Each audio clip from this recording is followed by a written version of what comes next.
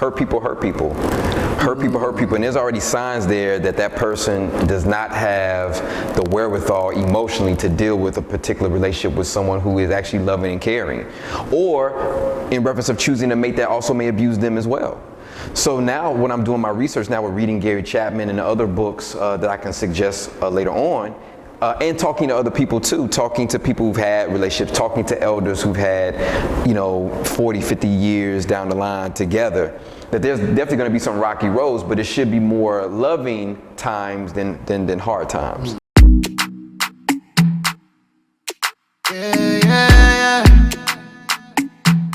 So definitely in me liking the Chicago Bulls, that being my team, if they lose, I may get lost, but I'm not like, oh my gosh, I can't believe. Yeah, and I'm gonna get to it. I'm building the case. Right now, I'm building the case. Right. So I'm breaking it down. I'm building up the song. You see what I I gotta put that out there so you know where it's going. Say if you lay down, am I gonna stay down with you? Girl, you got me strung out on your loving, and I'm wanting more. Oh, yeah. Girl, I'm here to stay. So, greetings, family. My name is Kyle Dixon, along with my colleague Coyote Bentley, and we are collectively the Grand Rising Collective. We enjoy the fact of speaking with you all today.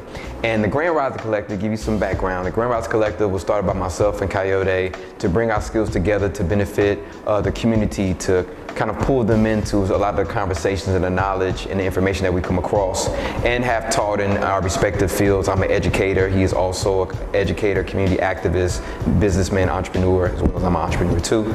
So the Grand Rising Collective is a terminology that we came up with to basically say that it's a term of endearment as far as starting off the day right, like people say good morning or grand rising or good rising. So it's a reminder for us to not only start the day right on a grand scale, but also to seek enlightenment, to seek excellence, and to rise to the occasion, to be our grand selves and rise to the occasion in whatever we do, because we strive for excellence, we promote excellence, we live excellence, and there is no other way that we should go about it. So give you a little bit of background on myself. Again, I'm an educator, entrepreneur, and with myself and this whole platform, it is to inform, engage, and empower ourselves along with the community at large, right? So without further ado, pass it over to my brother in arms, Coyote Bentley. Thank you so much. Yes, sir. Appreciate you. Indeed, appreciate you as well.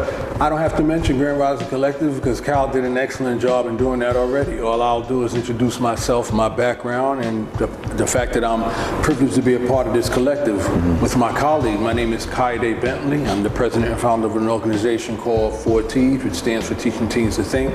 And the objective of 4Ts is to help inner city youth identify what they do naturally so that they can use that to advance their education and post-education, graduate high school, enter into college if they choose to establish a career and basically start a business based on what they do naturally. Now that area of mine in regards to my organization is particularly dedicated to inner city youth, which is why me being a part of this collective, the Grand Rising Collective, allows me to expand that knowledge to a larger base, be it not only youth, but to also parents, educators, business people, all of us within the community, just to share the knowledge, just to share the wealth, and to, in a way, have these conversations outside of a bubble, outside of a vacuum. Now we have some topics we're going to dive into. It's going to be real good. I want to start off with it being Valentine's Day yesterday. I want to start off with that. Let's get that out the way. Valentine's Day was yesterday, not Valentine's Day, okay? Because it'd be like Valentine's, no, Valentine Day, right? And there's a deep history with Valentine's Day. Brother Ben X, I think he mentioned it on his platform on Instagram, so definitely check his page out. One of the popes replaced the festival with a saint by the name of Saint Valentine because they wanted to bring in the pagans into Christianity.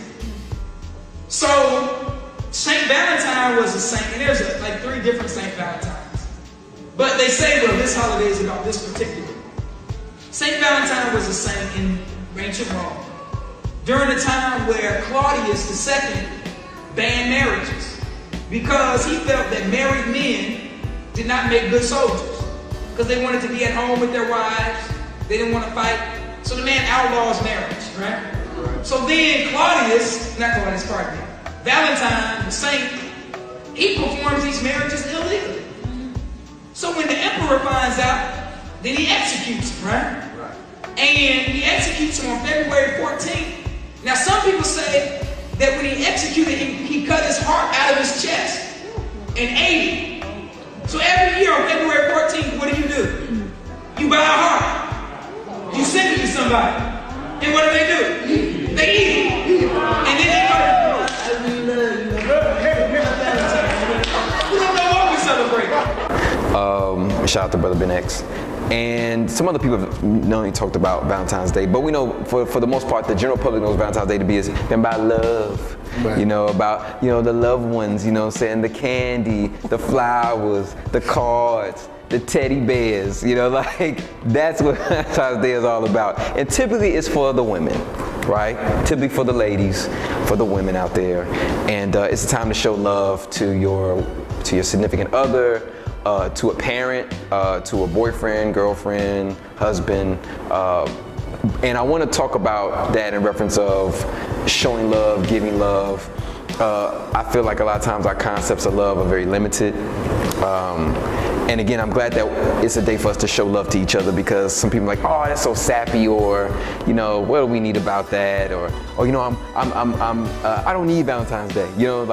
I'm working on myself, I'm good by myself. It's like, yeah, you're probably good by yourself, but it's always good to have a significant other, somebody looking out for your best interests, without any ulterior motives. And I just want to acknowledge that, because, that it comes around once a day, but Valentine's Day, the concept is really every day. It's really every day. You love on yourself. You love on others that love on you, and that's every day. Okay. That's an everyday concept. I don't mean to come off as a Scrooge is related to Christmas, but I'm trying to figure out how to broach this topic real quick in regards to Valentine's Day. And all right, first I think it's a pagan holiday. Okay. I think it's used for companies as another way of making money. Yeah. Purchasing flowers, women, I hear this too, the gesture is great, it's fine, but to my surprise, there's some women that I've met and know and known over the years that still know who don't even like roses, who don't even like flowers. Sometimes the smell bothers them and things like that. Yeah, I know some who are allergic. Some are allergic. Yeah. Right? I know some of them are like, hush your mouth, cut that out. I like flowers stuff. I get it. Right. I get it. But the gesture in of itself, really you're spending, when, in my relationships, somewhere around now, I think it's about $60, $70 on a bouquet of roses. That's not going to last more than 2 weeks. Right. And if anything, make more of a mess than they do of anything else. So that's the one thing. Candies is great, but then candies has a disadvantage too for women who are watching their weight, giving the excuse of eating candies and, gaining weight and stuff like that, So, and I don't mean to be a pessimist. I'm just trying to give the other side for Valentine's Day. And to my homeboy Cal and colleague Cal's point, Cal is very astute and very into healthy eating, and eating fruits and vegetables. So if you have a sweet tooth, or you have a need for something sweet, usually fruits and vegetables, fruits will definitely much better suit that than a box of chocolate candies with syrupy things in there that's chemically based and stuff like that. So, the business aspect of Valentine's Day, I could do without. The other aspect of it is the restaurants. People can't, a lot of relationships, brothers in particular, and now women, my previous experience in my relationships, we did the Valentine's thing. I think it was novelty when we first dated, but then after we were together for like 5 years, 4 or 5 years, the whole not process, but the whole experience of Valentine's Day became more of a nuisance, because you had to, first of all, the restaurants were crowded. You had to make reservations weeks in advance. You get into a restaurant, it's all crowded. Everybody's, that whole takes the whole romance out of it. So In aspects of the Valentine's Day, in that regard, you know, I look at it from a slight pessimistic view, and then in general, I think it falls into that whole materialistic, monetary thing. Yeah. Because you know, relationships nowadays barely last past a year, 2 years, if they have relationships at all. Yeah. So really, what's the benefit of a Valentine's Day? And now to end this part, my interjection on it, I think I caught on to it for about a year, 2 years and a half, 2 years now. Okay. Where, listen, I'm not saying this is right, but you know, you have cuffing season. Yeah, cuffing season. Yeah, cuffing season. Takes place in September. Like Yeah. it's cold. Yeah. So you have that person to Cuffing cuddle up season. with. Yeah. Right? And then come January, towards the end of January, guys, particularly, no fault to the brothers, I'm just saying, who, they have no problem with the young lady. Right. They have no problem with the female. But because Valentine's Day is coming up, they will purposely start arguments and try to break the relationship. Yes. So that way they don't have to buy you flowers, they don't have to buy you candy, they don't have to take you out to restaurants. Exactly. They save money in their pocket. So I mean, really, you know, what's the whole purpose of Valentine's Day? You got all these other things coming in. So that's Silly arguments too, man. Oh, you ate the last Oreo cookie in the thing? Oh man, that's a problem, man. We gotta break up. We gotta break up. Oh, you didn't save me that last piece of cake? Oh no, you gotta go. You gotta go. You gotta get out. You didn't text me back within 2 minutes? Right. Oh, man. Nah, she's not the one. Someone more Right. dedicated. She's not the one, or he's not the one. You know, because some of these ladies out here, they got multiple partners too. So, so yeah. So family. So you know, just don't get caught up in the hype of Valentine's Day. You know, there's a lot of. I can go deeper with this. Like as far as like sugar and love, like processed sugar in the body and how it makes us feel a certain way, like euphoric. So hence why the candy and the chocolate also has aphrodisiacs, you know what I'm saying? And then you talk about the whole terms of falling in love, like the whole kind of falling in love. It's like you have no control over it. Because people say you can't control who you love. I disagree with that.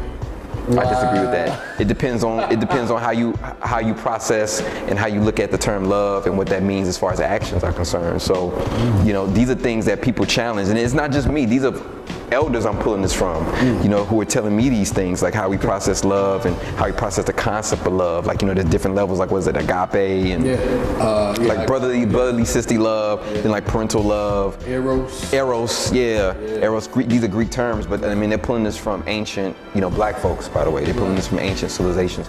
So yeah, so real quick, fam, before we go into the next topic, there's a book you should definitely read. It's called The 5 Love Languages by this guy named Gary Chapman. Actually, I have the book right here. Ta-da, you know? So The 5 Love Languages by Gary Chapman. This is a great read.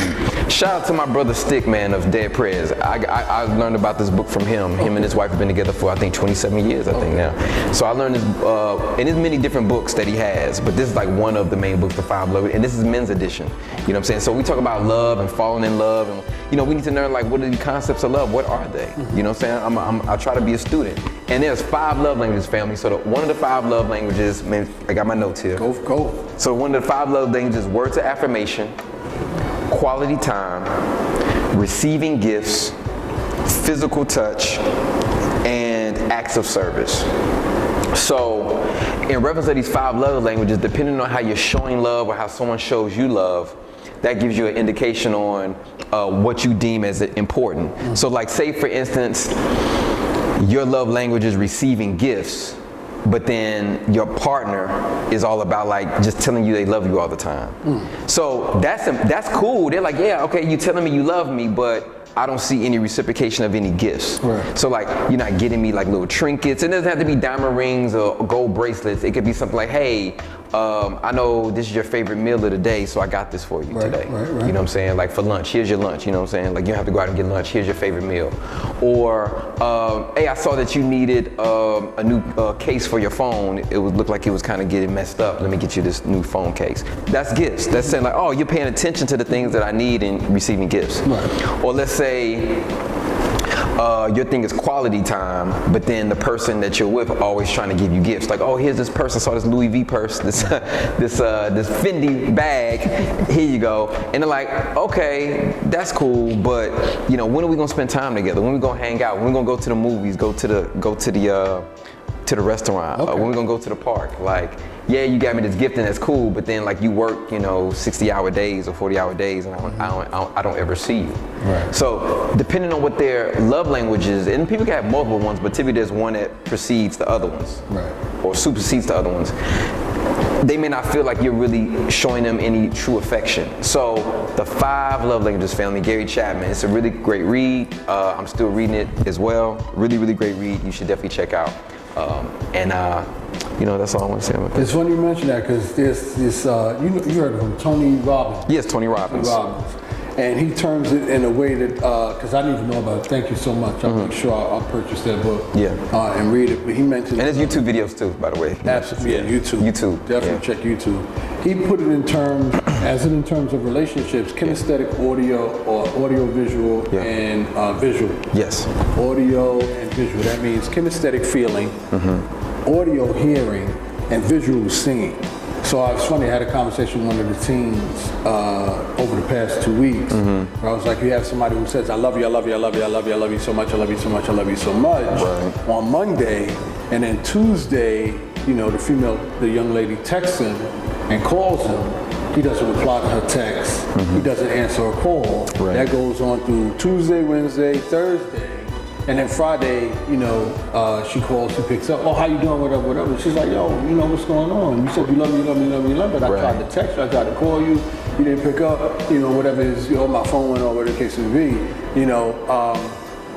actions speak louder than words. So someone could say, I love you, I love you, I love you, I love you, but if their actions don't line up with their words, then there's an inconsistency there. So if you tie that into kinesthetic, there's some women who, believe that they are loved from their partner when their partner empathizes with them, feels with them, understands what they feel. So their partner could really love them and say, I love you, I love you, I love you, and they mean it, right? But because she doesn't feel it, or because he's not empathizing with her, she doesn't believe he loves. Then it's the opposite of that. Woman or man will think, understands love in auditory form. So I love you, I love you, I love you will prove to that person that you love them. Right. You know what I mean? So by saying that, you prove you love them. But if you're not auditory and you're more visual and you buy them flowers or you buy them candy, that person is still not going to receive or understand that you love them because they didn't hear you say, I love you, I love you. So they need to hear it. So it's just different categories that I've learned to develop and just figuring out who the person is, what their mechanisms are, and registering certain things as it relates to relationships, which ties into the 5 languages that you mentioned, which ultimately is based on communication. Definitely, based on communication, family. Communication is key. Yes. And Gary Chapman gives a lot of examples in the book of like different versions of that particular love language. So sending gifts, like I said before, it doesn't necessarily mean gold bracelets. It could be, again, their phone case is broken, give them a new phone case, or you say, hey, I saw these nice shoes. I know you like these particular shoes, and I got you these. So like there's various things. You have to know your partner, but it goes back to communication, constant and relevant communication. Not just talking to be heard, but talking and conversing with each other to be understood. That's listening. Yeah. You gotta listen. Pay attention. Listening is a skill. What they say. Don't listen to respond. Listen to understand. Correct. All right. Correct. 2 ears, 1 mouth. There you go. You know what I'm saying? All right, brother. All right, so Kyle brought he's doing this thing now. So I'm trying to follow his lead, right? So I'm going to follow my brother Kyle lead before we really get into the topics, because we're doing good. We're doing good on time. So there's this breaking news thing that I think is very important. I thought about it. I don't like really mentioning things unless I've had time to really do my research, and really delve into it and evaluate the situation. But I think I can speak enough to some extent on it today in this conversation as it relates to Amanda Hearns or Hearst and Johnny Depp. I'm not sure if you heard. I'm not familiar, no. Wow. No, I'm not familiar, no. This brother, you know, I'm the one that's like, no, I didn't hear I didn't hear that. Word? No, I did not. All right, well, this is going to be a very... Mr. Ma, huh? Yeah. Okay. This is going to be a very sensitive topic to women. And again, I got to put this out here. Women, I'm not attacking you. I'm not attacking you. I'm just trying to give us the male perspective. We're going to try to have some women here too. Yeah, so we're working on that. Put in the comments that you want to join in, and we'll go through the process of getting that done. Yeah. But what was so interesting about what has been happening over the span of 2 to 3 years, I believe it was. Okay. Amanda divorced Johnny Depp back in 2015. Johnny Gill or Johnny Depp? Johnny Depp. Okay. Oh, okay, Johnny Depp. Okay, I'm thinking Johnny Gill. No, That's what. Depp. My bad, family. I'm thinking Johnny Gill, like my. I heard. Yeah. No. Okay. Okay. So you have heard? No, I haven't. Oh, no. No. That's why I said Mr. My. That's what I thought. Oh, okay. Nah. 21 Jump Street. Yeah, 21 Jump Street. Yeah. Edward Scissorhands. Yeah. Johnny Depp. Yeah. Amazing actor. Transcendence. Yeah. Amazing actor. There you go. Pirates of the Caribbean. Pirates of the Caribbean. You're right. What people know, Pirates of the Caribbean. So just in case you didn't know what I was talking about, now you should have a great idea. Yeah. So what was so interesting about what I've been reading since their divorce, they got married I think in 2015, they got divorced in 2016, a year later. Okay. And it's personal to me to a large extent because I've been experiencing some of the stuff he's been through. So the whole thing was, she divorced him claiming that he was abusing her. Right? Claiming that not only did he abuse her, but he physically attacked her. Wow. And going so far as to what seemed to look like, there's no proof to a large extent, but posting pictures of bruises on her face, which some claim that it was makeup on her face. What was so interesting about it was how quick society, men and women to a large extent, how quick they were to judge Johnny Depp as being an abuser. Okay. What also struck me was how Johnny Depp handled the situation, to a large extent with diplomacy, because he loved her. Yes. All right. So, trying to address only the key points. They got divorced in 2016. Yeah. She claimed because of abuse. As a result, his career suffered. His renewed contract in the, what do you call it? With the film industry? Or? Yeah, the film industry and Pirates of the Caribbean. You know, the franchise. The franchise was cut.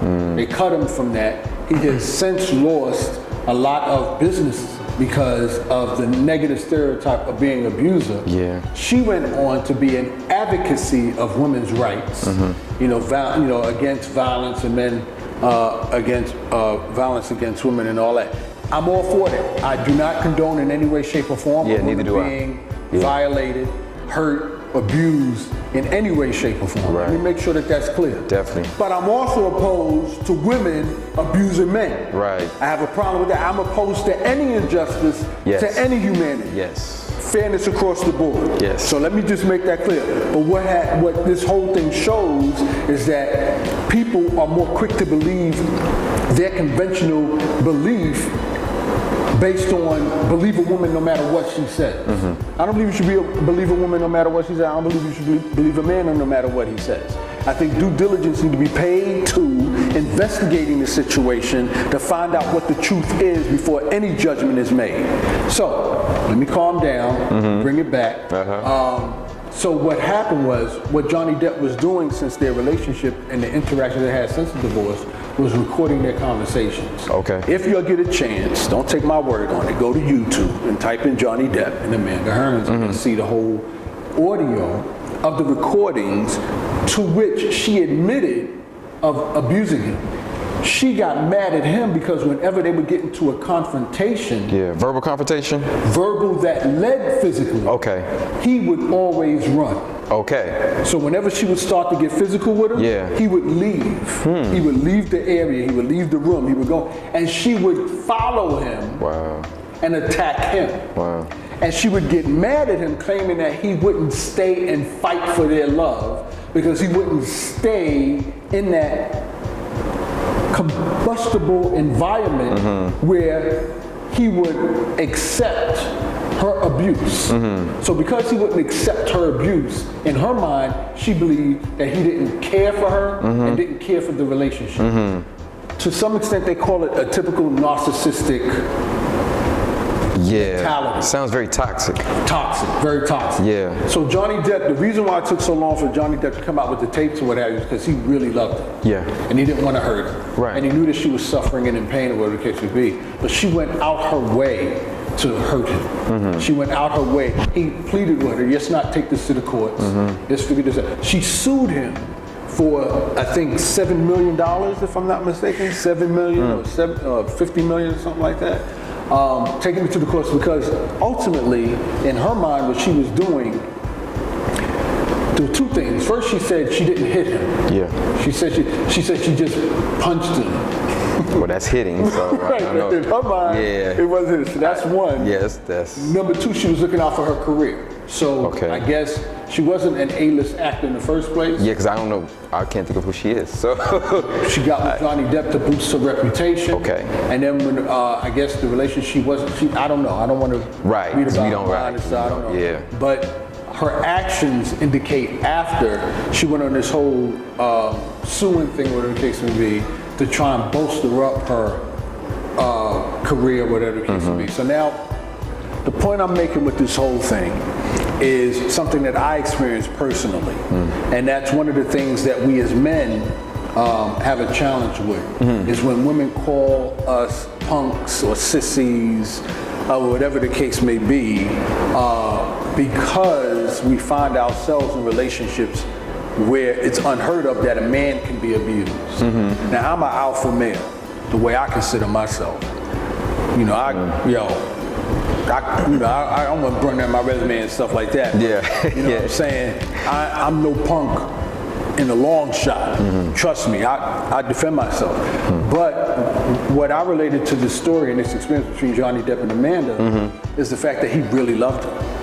And for me, I was in a relationship for 10 years with a woman who did the same thing to me.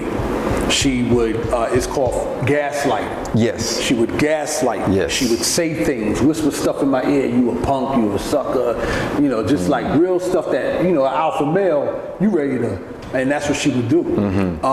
And I wasn't perfect. So there was one time, you know, she came home, that I didn't put her name out so you don't know who she is. So she came, I mean, she just gaslighted me. I'll just put it that way. And I found myself in a situation where I was literally running from her.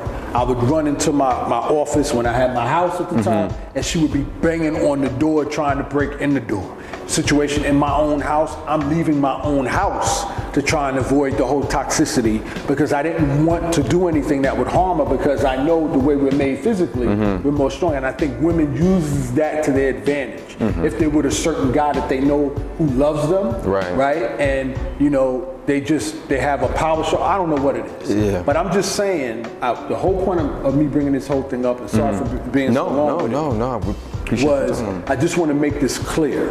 A man is no punk, okay?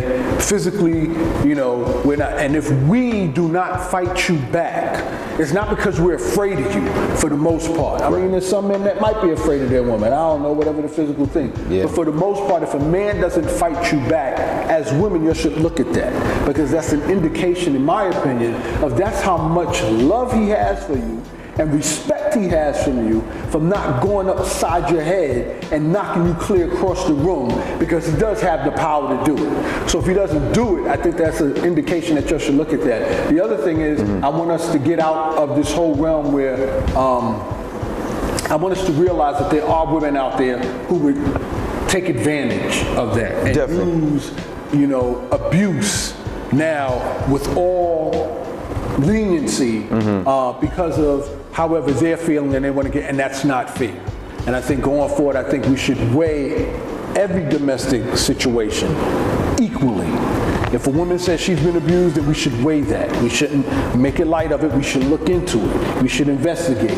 We should find out. I think police come into a domestic violence case and automatically assuming the woman is right. I think that's wrong. I think it should be evaluated. I think, you know, we should look at who got the scars on and where did the scars. Women can abuse themselves. Right, I've seen movies where they hit themselves and accuse the man that he had nothing to do with it. Right. I know it's a very delicate topic. I know it's a very delicate situation.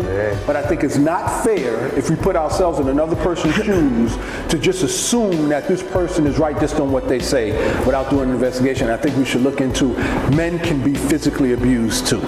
Not because they're weak or not because they're punks, but because of the love and respect that they have for the woman because maybe their mother had a big influence on their lives and that's why they view women that way. I don't think it's a bad thing, but the way it's being painted out now, women can't even afford to be vulnerable with a woman because she might take advantage of that, vice versa. So that's the point I wanted to bring up on the social regarding domestic violence and you know, how it's skewed now and how it relates to Johnny Depp and Amanda. Thank you for sharing that, man. Appreciate you. Thank you for sharing that. And family, like what he's saying, I've had certain, situations, relationships where things got a little interesting. And what I'm learning now in my adult years, when I become more mature, more aware of certain things, hurt people. Hurt people. And there's already signs there that person does not have the wherewithal emotionally to deal with a particular relationship with someone who is actually loving and caring. Or in reference of choosing a mate that also may abuse them as well. So now when I'm doing my research now, we're reading Gary Chapman and other books that I can suggest later on, and talking to other people too, talking to people who've had relationships, talking to elders who've had, 40, 50 years down the line together, that there's definitely going to be some rocky roads, but it should be more loving times than hard times. And that's where we have to really call upon people who have had healthy relationships and stop going off these people who've had toxic relationships and basing our relationships off what they're going through. Somebody abusing you or talking down to you, that's not normal. That's a deficiency. And you should separate yourself from that person until they get themselves together, whether it be through counseling, whether it be through therapy, whether it be through recognizing the trauma or certain traumas or deficiencies that they have and being able to deal with that stuff. I'm at the point in my life now, in the point of my maturation process, that I don't have time for that, because I'm not going to allow myself to be a part of something that's toxic. It's going to only bring me down. And I'm not going to allow myself to be toxic with someone else, because again, that's going to bring me down and the other person down. So having the awareness to recognize, do we belong together? Do our attitudes match up? You or him being abusive, whether it be verbally, physically, or both, how does that affect my life and those around me? Is it truly worth it, right? Is it truly worth it for me to spend time with this person and be abused, to look down upon myself and to treat myself like crap? No, it's not. It's never a time for that. It's never worth it for that. Whether it be from bae, from the boo, whether it be girlfriend, boyfriend, husband, wife, it's not worth it. And if that's the case, if you two are truly committed to the relationship, then both of you need to seek some type of help or counseling. If it's worth it to you. If it's worth it to you and not to the other person, then you need to start to make amends, to maybe start stepping away. I'm not saying divorce, I'm not saying get rid of, but you need to start making separation where that person needs to heal. Because there's some healing that's involved on both ends, I'm sure. But that's where I'm at now, because I've not only just in my relationships, but I've seen other relationships as far as in our communities where this thing is occurring and there's something wrong, right? There's something wrong, right? And we need to we can't be afraid to go to therapy. We can't be afraid to go to counseling. It's now becoming more prevalent than it was and less of a stigma, negative stigma than it was. But I'm all about counseling. I'll be honest, I've sought counsel. I've sought counsel from elders. I've sought professional counseling, somebody who does this professionally. It has helped a lot, right? It has helped tremendously, right? Because it helps you to get know more about you and yourself and your beliefs. And then you start to unpack that and say, does this benefit me, or is this hindering me from getting to that, to me becoming a full human, my full self, right? When people say these things like, I need to go find myself, what they're saying is that they haven't dug deep enough within them to recognize who they really are. You don't need to go somewhere to do that. It's right here. And you need to deal with who you are and the way that you view the world and yourself. That's what people mean when they say that I need to go find myself. It's not you need to go off into the mountains and be, in deep meditative thought. No, you need to be in wherever you're at, even if it's going to step into a closet. That's quiet space, right? Or create a quiet space within yourself to say, look, man, I need to really go inside myself and find out, why do I do the things that I do? Why am I keep repeating the same things and getting the same results? What autopilot program am I on? And I have an older brother, and I was telling him about this, that we're following the wrong script. Yeah. We're following someone else's script that someone wrote for us, and it doesn't benefit. And I have, if you look on my channel, I have a post about that. We're following the wrong script and scripts, plural. So I just wanted to comment on that, man, because abuse from any form is not good. Thank you. And seek help. Seek guidance, seek help, seek counsel, seek protection. Seek it. That's there's a stigmatization associated with seeking counsel. Yes. Absolutely. From your take, what advice could you give? Because also, as this being the Grand Rising Collective, our goal is to give you tangible solutions as best we know, give you some action steps with the topics that we're bringing up to help you through this based on what we know. And whoever we may know, we can share that information with. What I've noticed from us as relationships as relates to our culture, right, is, like you said, hurt people hurt people. Yeah. So that's a cycle that might have developed over the span of... The destructive cycle. A destructive cycle that has developed over a span of at least 2 generations. Definitely. At least. So if you... I'll say 3. I'll say 5. 5? Yeah, coming out of slavery. Coming out of the slavery in this country, coming out of slavery, it began. Right. Because again, you still deal with the psychological effects of being a part of that system and viewed a certain way and treated a certain way. And again, not everybody family, what I was telling my students this week, not everybody was enslaved either. Not all black folks were enslaved during the slavery. There were some black folks that lived outside of that, hence 1 year, 12 years a slave. He was not in slavery. He got captured and put in slavery. They were living their lives in the North and doing their thing, still getting discriminated against, but it wasn't slavery. Right. He got put into, Solomon Northrop got put into slavery. But the point I'm trying to make is, if you have let's say for example, because I care for women, I love y'all, man. I know y'all. We love y'all. Man, we love y'all. We love y'all because without you all, none of us would exist. As a woman who has been raised in an environment where she has had no constructive, positive female role models.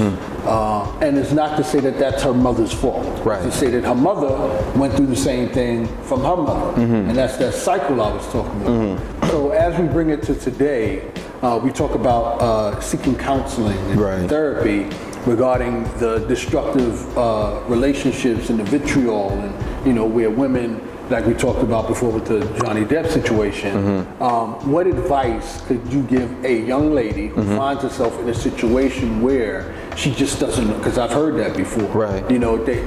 It's a foreign concept to them to understand how to function in a healthy relationship with a guy who opens the door for her, be it the car door or the restaurant door, what have you, who treats her with respect.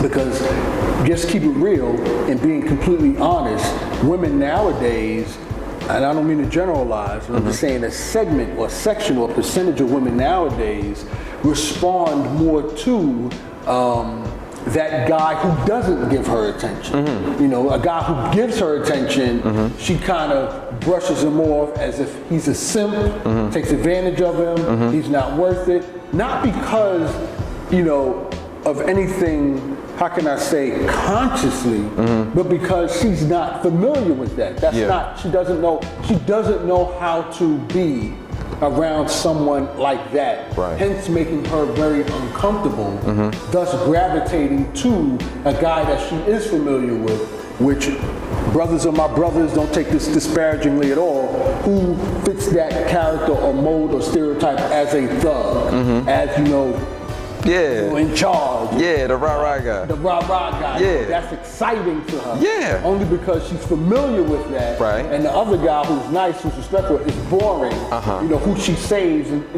for last after she, as they say, no disrespect again to women, been run through 3 children. Now she's ready to settle down with that boring guy because now she's not appealing to that roughneck, or they hit the wall at 30, as they say.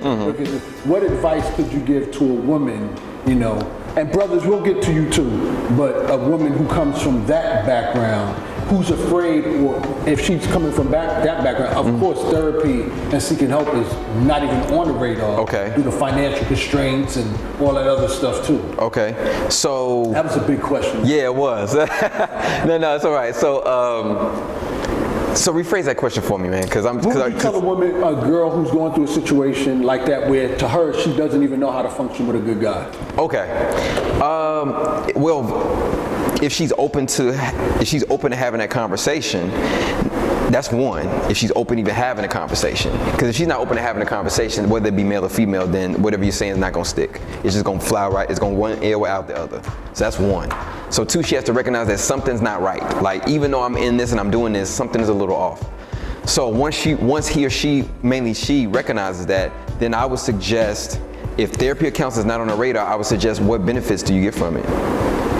I'll start breaking it down. What benefits do you get from this? Why do you tend to go towards these type of men or guys?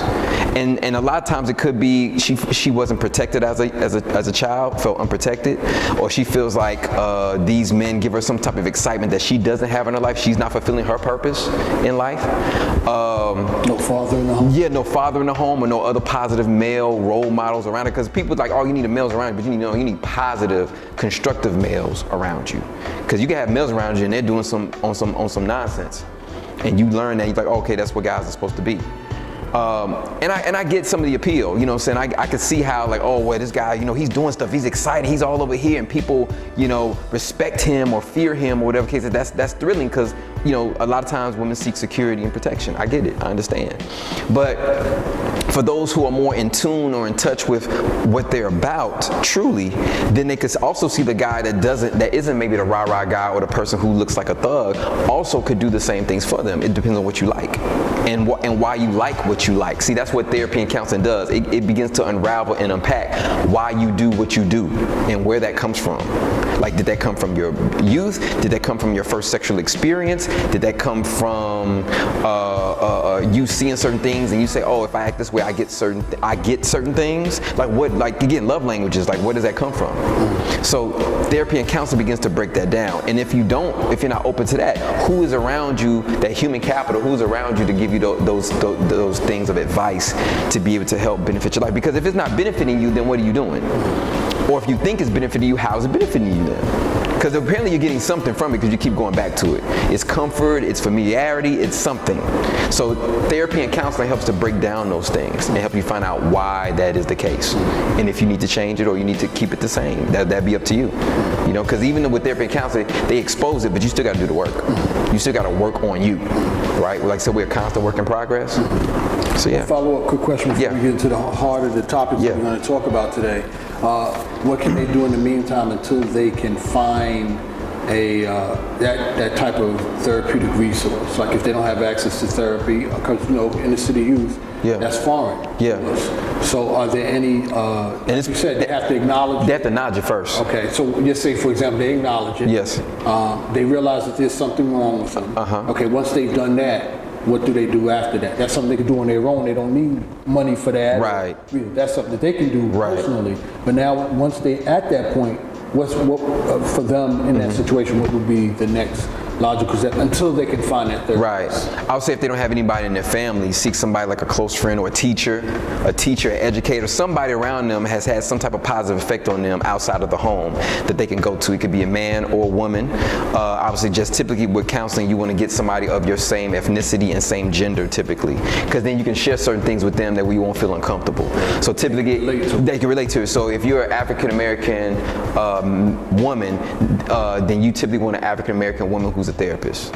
If you're African American male, you typically want a black African American male who's a therapist. And again, ask around. Not all therapists are made the same. So before you even get to that point, you ask around like, hey, have you therapy, or I'm seeking a service. But again, a lot of times it's just to kind of start, and you kind of get a feel for that therapist. But always ask around to see who's legit, who's not maybe so legit or not as experienced, because there are different types of realms of counseling. There's counseling for families, there's counseling for teens, there's counseling for adults, there's counseling for those who maybe have already mental disabilities, and then they're also going through some things.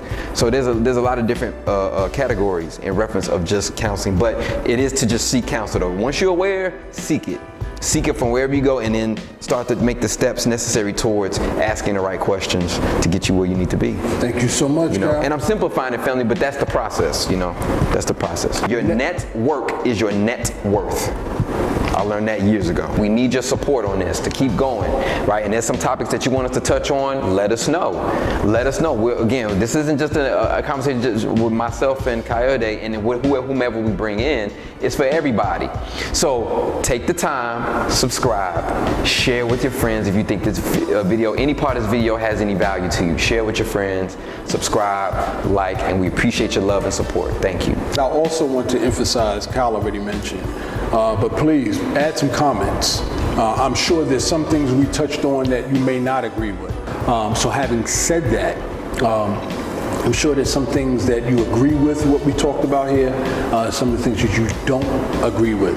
Please add those in the comments because you'll be surprised how we will address it. We'll bring it here and we'll have a comment on it and it'll be worth, I believe, engagement. You already hear how we talk about now. So that's the thing I want to emphasize. The only thing I feel that I can emphasize, Kyle already addressed everything else, but the subscribers definitely, but the comments as well. We want to, just let y'all know that we're in tune with you. We want to know how in tune we are. Maybe we're on track, maybe we're off track. Again, this is for the community. And one final note before I end, one of the things we want to focus on, and Kyle and I are working on this almost every day, as often as we can, pretty much daily, is bringing information to you in a tangible form. You have a lot of YouTube channels already that's talking about different topics or what have you. Yeah, that's great. It's enlightening, it's informative. But what we want to do is we not only want to inform the community, but we want to also provide you with tangible steps. And I can tell you from personal experience, Kyle, myself, we're all about the tangibles. We're all about the outcomes. We'll touch on it later, but we want to bring you tangible steps. And the only way we can make sure they're effective is if you engage with us by commenting in the comments field below, so that way we can do our research thoroughly to give you those accurate steps to help uplift and build the community and inspire the community. So on that note, thank you very much. Handles will be in the comments field at the bottom, or we're on our YouTube, Twitter, Instagram. So don't hesitate to visit us on our channels and comment on those, and visit, like, share, and subscribe on those as well, so we can get the message out and you get to know us a little more. Thank you so much. Take care. We'll talk to you later. Peace. Peace. Yeah. Baby, yeah. You don't say ready on this. You know I have patience.